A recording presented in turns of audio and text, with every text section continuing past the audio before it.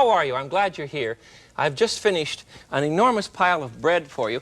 I have a new French bread recipe for you, and I can't wait to share it with you. If you've seen me do French bread before, disregard the previous recipe, please. This is so much better, and it is so easy. It's just incredible. But first of all, today's lesson on history. Who invented bread? You thought I was going to say the Chinese, didn't you? Because I always say the Chinese. But actually, they didn't. The Chinese have really always had a little flat pancake. And that goes back to very ancient times. And we found that little flat pancake, unleavened, you see, in China. And we also found it in Egypt. And we found it among the Jews, the people of Israel. Now, when the Jews went into Egypt to find more grain, do you remember the story of Joseph and the whole works, you see? They brought with them a sourdough rising agent. And they were the first ones to ever use yeast. After they fled Egypt, the Egyptians succeeded in isolating that yeast, and pretty soon they wound up with what they called the raised barley cake. And they've been given credit for making raised bread, and they really shouldn't have been. The Jews did it first. The Jews did it first. Bread was so very common in the ancient world, but it was very tough. The Egyptians used to bake bread that was almost like a porridge. It was just hard as a rock. And in order to eat the stuff, you had to soak it in water first. And then it would begin to collapse, and then you could eat it like a gruel. And the water that would drain off of the bread would ferment. And from that, we invented beer. So bread and beer go hand in hand. And in the old days in Egypt, the housewives would go from door to door selling the beer that they made from bread. That's the oldest occupation. You thought it was something else. All right, on to bread. This morning, I want to prepare a batch of French bread for you without any difficulty at all. The first thing you do is to measure out. Oh, please remember that you have to have a scale. When you bake bread, you must have a scale. You can't use a measuring cup because flour changes its volume all of the time, depending on the weather, humidity, whether or not the stuff's been packed down, whether or not it's been sifted. Nobody wants to stand around and sift flour anymore. You don't do that. So get a good scale. I have a little Swiss scale here. Swiss, it's Swedish. Boy, am I in trouble. And I have it set for 2 pounds, 3 ounces. And I've measured out my flour here. Let me see if that's... See, I just use an old lunch sack. There we go. It's exactly 2 pounds. There it is. It's exactly 2 pounds, 3 ounces of flour. That's what I want you to use. All right? So first of all, we'll put into our mixing bowl. And if you don't have a fancy KitchenAid like I have, then you can use a regular Mixmaster to at least get it started. So we have 2 1/2 cups. Got that? Of tepid water. What does tepid mean? Tepid means when you put your finger in it, you go, ah. It isn't warm. It isn't cold. It's just, ah. Got it? To that, then. 2 1/2 cups of water. We're going to add 2 packages of dry yeast. That's about 2 teaspoons if you're using it from the jar. I find it a little bit cheaper this way to buy it in a jar. There we go. Otherwise, use 2 packages. Got it? Nothing to it. And we'll begin to make a sponge. Now, the total amount of flour that you're going to use is 2 pounds, 3 ounces. Don't change that. Don't become confused now by the fact I tell you to use 4 cups and so forth. All of the flour that I use is going to come out of this sack. I've already measured it. By the way, if you want to buy good bread flour, try and find a brand that has, that's heavy in hard wheat. In the West Coast, in my area in Seattle, I have a marvelous hard wheat flour from Fisher's Flouring Mill, but I can't find it out here. So look around for a hard bread flour, and that'll give you a very lovely crust. That's what we want. So to our water and yeast now, we're going to add 4 cups of the total amount of flour. Got that? Don't get confused. So here we go, and we're going to begin with a classic French dough. It's just so easy to make, and it's terrific. Just measure that out loosely here. Because what we want to do is to allow the flour and the water to blend for a while, and we want to allow the flour to turn to gluten. There's a substance in flour called gluten that is really tantamount to goo. And we want it to really goo up here so that we get a nice crust. If you make bread in too much of a hurry, you see you'll get that nice, soggy, white, lovely, painless, tasteless stuff that you and I call white bread. I can't stand it. I don't eat it. Neither will my sons. There, we have 4 cups of the total amount of flour. Look at that. Look inside the bowl, and you'll understand what I'm talking about. You see? See how gooey that is? Now, if you wait long enough, this will pull away from the side of the bowl. And I know you doubt me, so I'm going to show you what happens. I'm going to get another bowl. I've already done this batch. You want to mix this in your Mixmaster for 10 minutes. And after 10 minutes, it will turn to gluten. It'll be absolutely gooey, gooey, gooey. I don't mean just a sticky mess like this. You'll see the difference. And then it'll be ready to absorb the rest of the flour. Gluten is what we want. And it's very, very important to good bread baking. That's the secret. Let me show you the difference. I've already kneaded this one for 10 minutes. Now you watch. You see how sticky? Whoops, it's climbing right up the paddle. You see? Comes right up the paddle. See how sticky that is and how stringy? How it pulls out? You know, bloop. You see how it pulls away from the bowl? Gorgeous stuff. All right, we're ready now to add the rest of the flour. And we simply pour that in. And we need to add some salt too. Let's do the salt first. You want 1 teaspoon of salt and 1 teaspoon of water. And there's a teaspoon of water and 1 teaspoon of salt. All right, blend that. We're just trying to make a heavy, very heavy saline solution, you see, so it'll mix into the bread properly. In it goes. You have that now? 1 teaspoon of salt mixed in 1 teaspoon of water into the dough that we've blended for 10 minutes so that it pulls away. Now, if you don't have a heavy mix master, at this point you have to stop and blend in the rest of the flour by hand. And by the rest of the flour, I mean the flour that's in the bag, right? I've got to change sacks. It's important that you understand I started the first batch out of this sack, and the batch that I have on the mixer now came from this sack. And we're probably, an ounce or 2 off in terms of weight because I used the cup, you see? So I want to use the bag that goes with this bowl. Am I making sense? Good. Now we'll blend in the rest of the flour. This will take some time, so I'll show you what we finally wind up with. I usually make an enormous mess when I make bread. That's the fun part. And yes, I do get my hands into this eventually. I love it. Let me show you what happens. Blend in the rest of the flour. Knead that for a time, about 5 minutes on the machine, about 15 minutes by hand. And you'll wind up with a dough that's simply gorgeous. Let me show you. Let it rise then for an hour or 2 hours, I guess, and then you can punch it down. Look what you get. I just throw mine on the counter.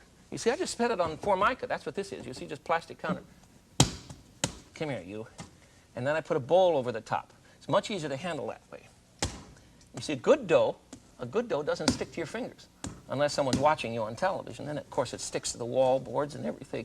All right, here we go. Let's knead that down. Have you got the recipe? 2½ cups of water. I'm going to knead this for a bit now just so that we can become friends, you see. 2½ cups of water. 2 pounds, 3 ounces of flour. Exactly 2 pounds, 3 ounces. And that will vary from 1 ounce depending on the weather. If it's the summertime and the flour is a little bit wetter than it would be, or if it's heavy rain in the wintertime, you see, you may want to vary that by 1 ounce. You'll get into it. I use generally about 2 pounds, 3 ounces. And then a teaspoon of water and a teaspoon of salt. And you blend the flour into the water solution by 4 cup units. Start with the 4 cups first into the water and yeast, 2 packages of yeast. Then let that go for about 10 minutes on your machine so that it's good and gooey. You make gluten, you see. When that's finished, then you put in the teaspoon of water mixed with a teaspoon of salt, and then eventually knead in the rest of your flour.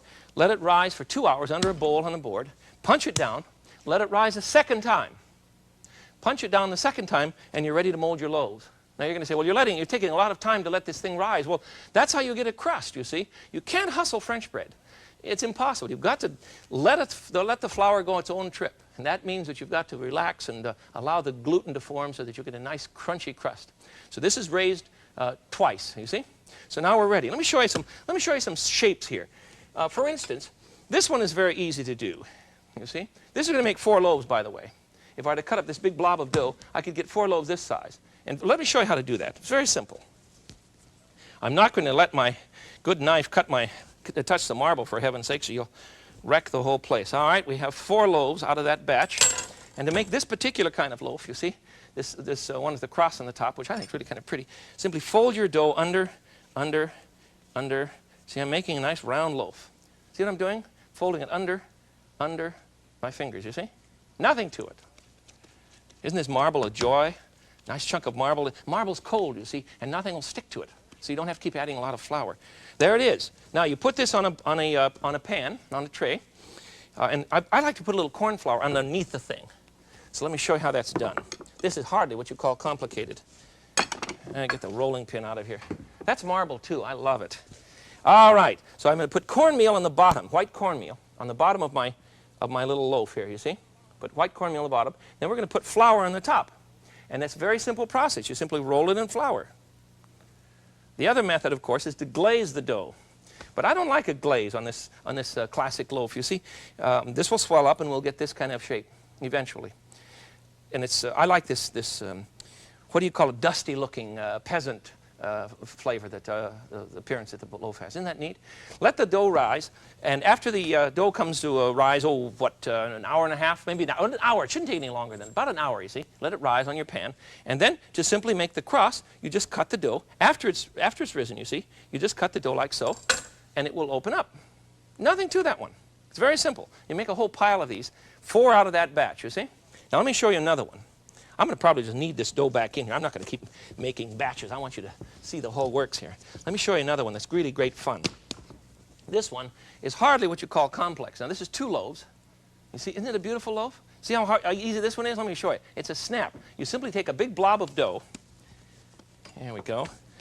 And we knead it up here. Big blob of dough. Form it into a ball.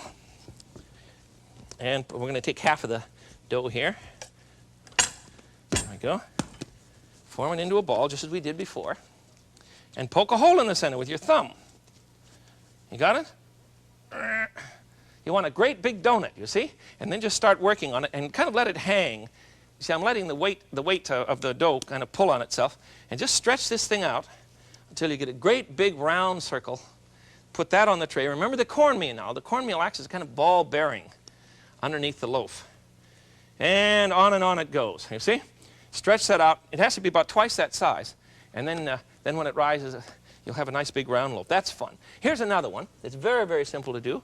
Simply a little bitty roll, you see? Isn't that a gorgeous little thing?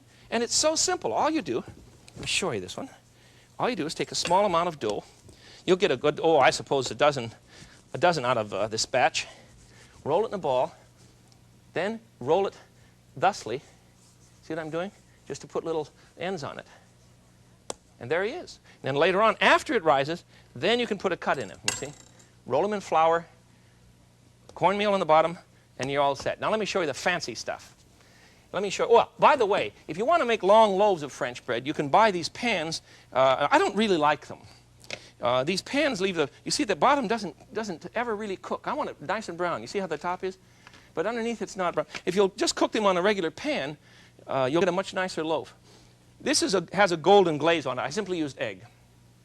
You see, that's a great difference between that and this peasant color. You see, just flour. This one has egg on it. That's why it looks so glazed, you see. Now let me show you another fancy one. By the way, keep your kids in the kitchen. And you do that by getting some little bitty pans. These are put out by Hohen in New Jersey. Marvelous little pans. You can buy them in any department store. Give them some dough and let them make their own little bitty loaf. Look at the size of this critter. Isn't he cute? Isn't he cute? And it has a nice egg glaze on it. Anything to spend time with the kids, and it'll work. And one lady accosted me in the supermarket the other day, and she said, "You're always talking about my kids. My son is 48.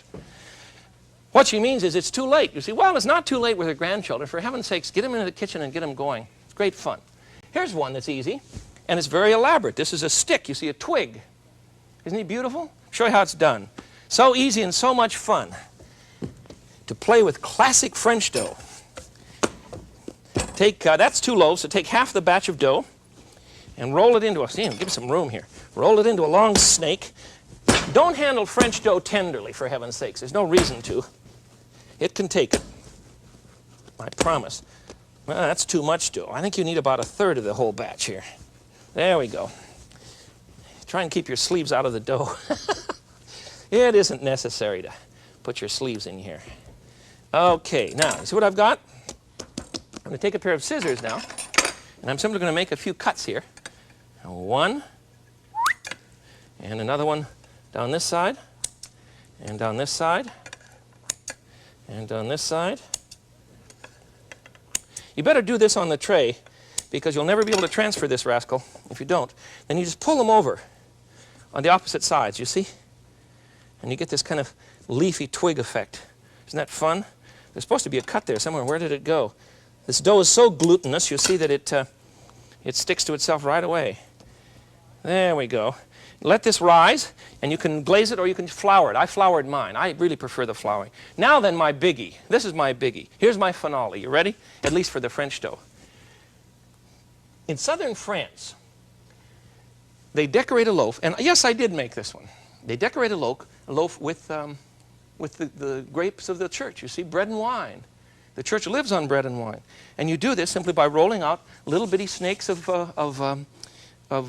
dough and making your vine and rolling little bitty balls to make the grapes. And the leaves are cut by pressing the dough flat on the board and then cutting them out with a razor blade and pressing them on the loaf. Don't flour the loaf until after you're done.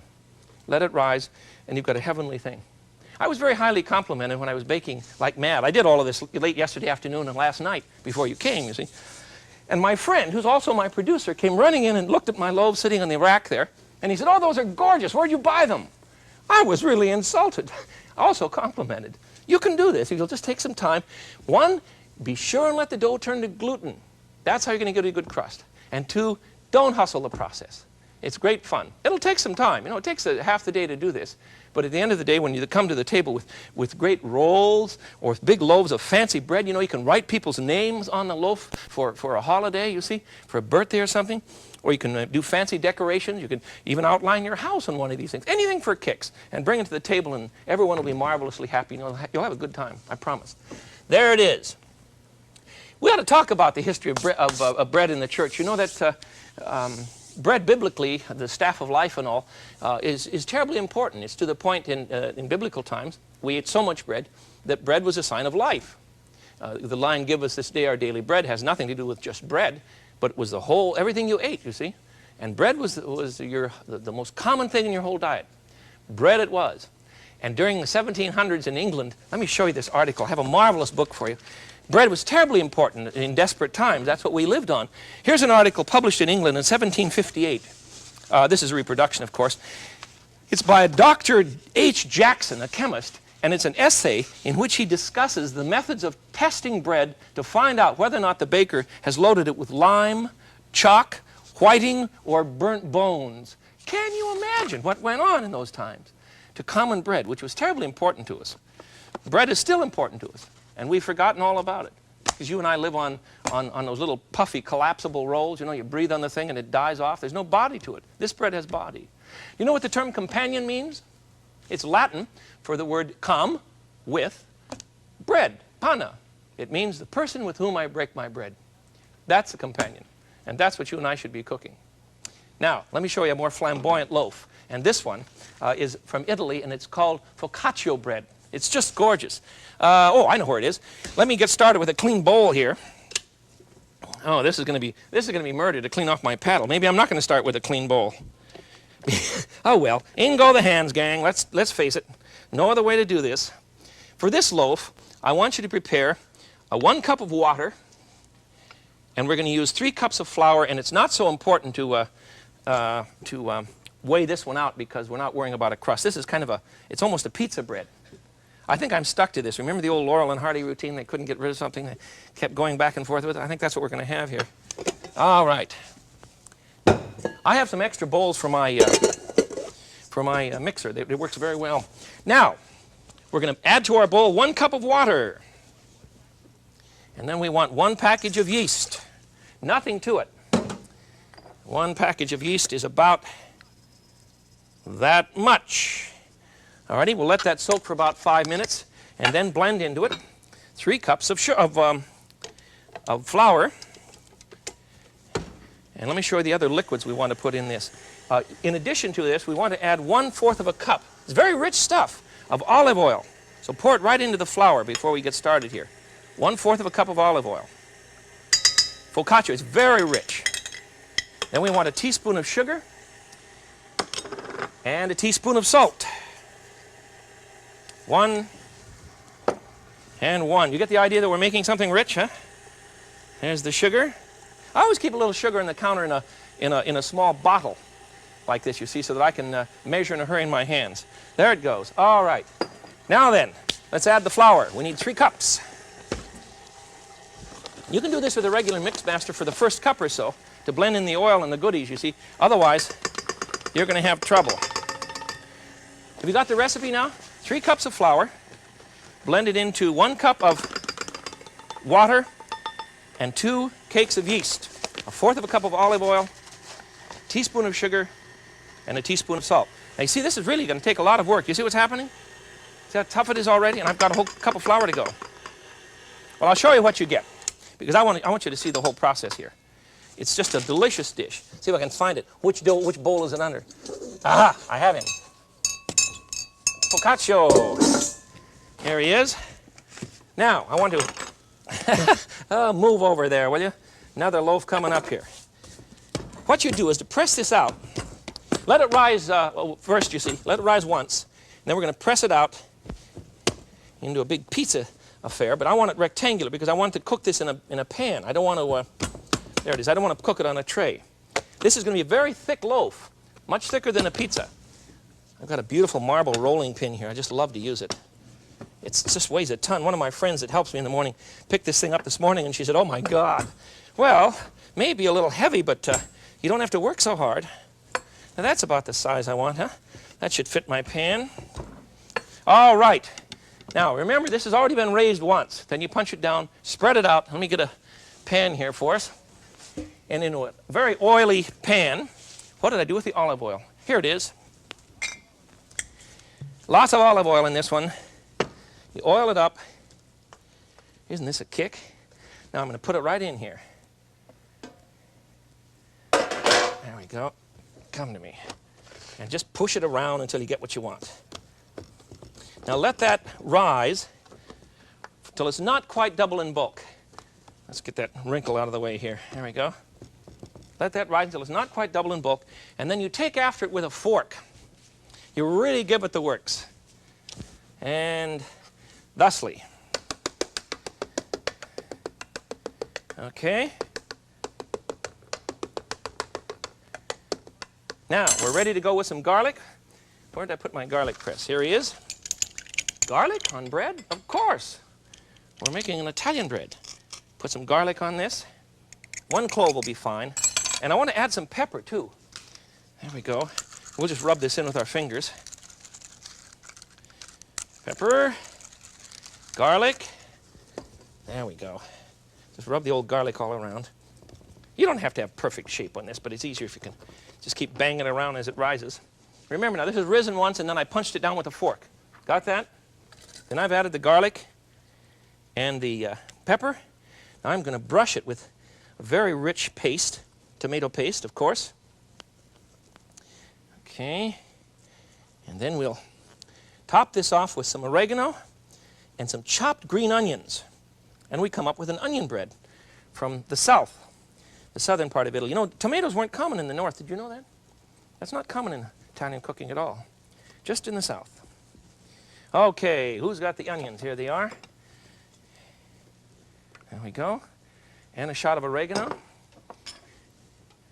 And we're going to bake this in a 375-degree oven for about 25 minutes. And you come up with something that's just heavenly. The kids will go berserk, just berserk. There we go. Enjoy. You want to see what you wind up with? Here it is, focaccia from Italy. You see? Isn't that a lovely thing? It's thick enough so that, let me transfer it to the board and I'll show you how it's cut.